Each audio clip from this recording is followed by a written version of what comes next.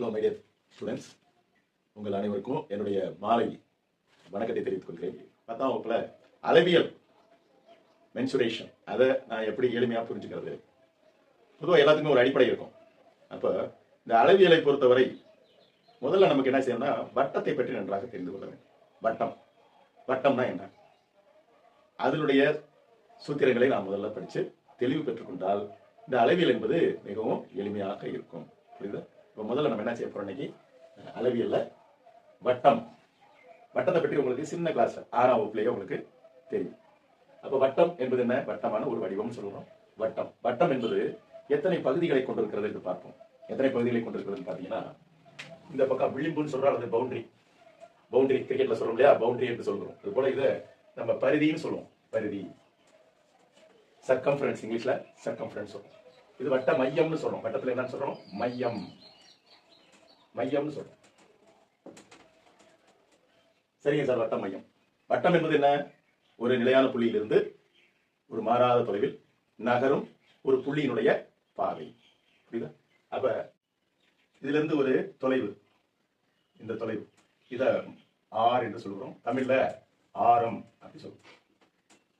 ஆரம் என்று சொல்றோம். அதான் மாறாத தொலை.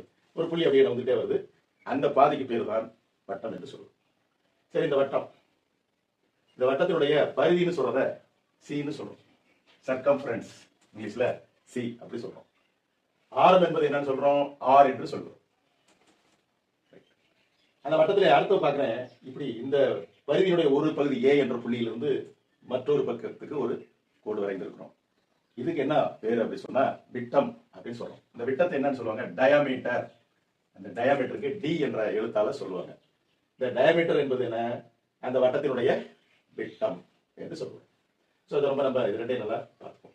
இப்போ இந்த 3 எழுத்துக்களுக்குள்ள ஒரு தொடர்பை நம்ம பார்த்துப்போம். இந்த 3 எழுத்துக்குள்ள என்ன தொடர்பு இருக்கு அப்படின்னு சொன்னா சி பை டி. கவனிச்சுங்க, C by D. C by டிங்கிறத எப்படி எழுதலாம்? சர்க்கம்ஃபரன்ஸ் பை 2 ரேடியஸ் என்று எழுதலாம். 2 ரேடியஸ் என்று எழுதுவோம். இந்த சி பை டிங்கிறது என்ன சார்? 2க்குள்ள அந்த விகிதம் என்பதை என்ன கண்டுபிடிச்சிருக்காங்கன்னா பை என்று சொல்லக்கூடிய ஒரு சினா என்ன? வட்டத்தினுடைய பரிதி, சர்க்கம்ஃபரன்ஸ். அதுக்கும் விட்டத்துக்கும் உள்ள அந்த வட்டத்தினுடைய பரிதிக்கும் விட்டத்துக்கும் உள்ள அந்த தொடர்பு விகிதத்தை தான் பை என்று எடுத்தால் சொல்லுகிறார்கள். இதை நம்ம முக்கியமா கவனிச்சுக்கணும். இது அடிப்படை தான். என்ன சார் இது ரொம்ப டெப்தா இருக்காங்க, இது தெரிஞ்சு வச்சுக்கிட்டா ஈஸி. இப்ப பாருங்க, இந்த இடத்துல என்ன இருக்கு? பை இருக்கு. பை இருக்கா? இப்ப நான் என்ன செய்ய போறேன்? இந்த பக்கம் வந்து 2 பக்கமும் என்ன செய்ய போறேன்? இந்த 2r மல்டிப்ளை பண்ண போகிறேன். இங்கிட்டு ஒரு 2r பண்ண போறோம், இங்கிட்டும் ஒரு 2r என்ன பண்ண போறோம்? மல்டிப்ளை பண்ண போறோம். அப்போ இது ரெண்டும் கேன்சல் ஆகிட்டு நமக்கு என்ன கிடைக்கும்? இந்த பக்கம் சி என்று கிடைக்கும். இது 2 பேருக்கு நம்ம எழுதலாம் 2 பை ஆர். இந்த சிங்கிறது என்னன்னு சொன்னேன் நான்? வட்டத்தினுடைய சர்க்கம்ஃபரன்ஸ், அதாவது வட்டத்தின் சுற்றளவு அப்படின்னு சொல்லுவோம். சுற்றி வரக்கூடிய அளவு சுற்றளவு அப்படின்னு நம்ம இதை சொல்லுகிறோம். வட்டத்தினுடைய சுற்றளவு, இதைத்தான் நம்ம என்ன சொல்றோம்? சர்க்கம்ஃபரன்ஸ் இஸ் ஈக்குவல் டு என்ன ஆயிடுச்சு? 2 பை ஆர். இந்த 2 பை ஆர் என்னது? இது அலகு தான். அலகு மறந்துடக்கூடாது. வட்டத்தின் சுற்றளவு எவ்வளவு சரிதானே? அப்ப பை என்பது என்னன்னு உங்களுக்கு நல்லா புரியணும். பைங்கிறது வேற இல்லை, வட்டத்தினுடைய சுற்றளவுக்கும் அதனுடைய விட்டத்துக்கும் உள்ள விகிதம்.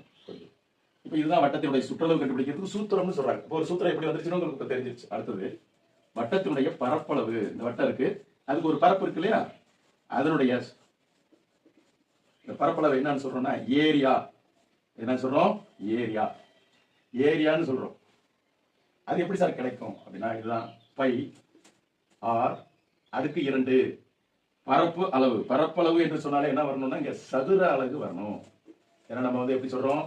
ஒரு இடத்தை மெஷர் பண்ணும்போது ஸ்கொயர் ஃபீட் என்று சொல்லுவோம். சதுர அலகுல தான் நம்ம பரப்பளவை குறிப்பிடுவோம். அதுல ஆங்கில எழுத்து ஏ. ஏ என்பது என்ன? ஏரியாவினுடைய முதல் எழுத்து. அப்ப இந்த பையார் ஸ்கொயர் சதுர அலகு. அவ்வளவுதாங்க. இந்த 2 விஷயம் நமக்கு நன்றாக புரிந்து விட்டால் அளவியல் முடிஞ்சிருச்சுன்னு வச்சுக்கோங்க. அளவியல் புரிந்து விட்டது. என்ன சார் 2 சூத்திரம் போட்டுட்டு முடிஞ்சிருச்சுன்னு சொல்றீங்களே? ஆம். இப்ப இதுல ஒரு கணக்கை நம்ம போட்டு பார்க்கலாம். நீங்களாவே போட்டு பாருங்க. என்ன கணக்கு போடுவீங்க? இந்த ஆருக்கு ஒரு மதிப்பெண் கொடுக்க போறோம். மதிப்பு கொடுத்துட்டு அதுக்கு என்ன மாதிரி கிடைக்குது? ஒரு வட்டத்தினுடைய ஆரம் அப்படி சொல்றாங்க. வட்டத்தின் ஆரம், வட்டத்தினுடைய ஆரம் ஆர் இஸ் ஈக்குவல் டு ஒரு 7 சென்டிமீட்டர்னு கொடுக்குறாங்கன்னு வச்சுக்கோங்க. ஆர் ஈக்குவல் டு 7 சென்டிமீட்டர் எனில் அந்த வட்டத்தினுடைய சுற்றளவு என்ன மற்றும் பரப்பளவு என்ன செய்து பாருங்க. அடுத்த வகுப்புல நம்ம சந்திப்போம். வணக்கம். நன்றி.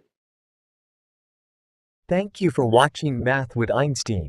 Kindly share and subscribe it.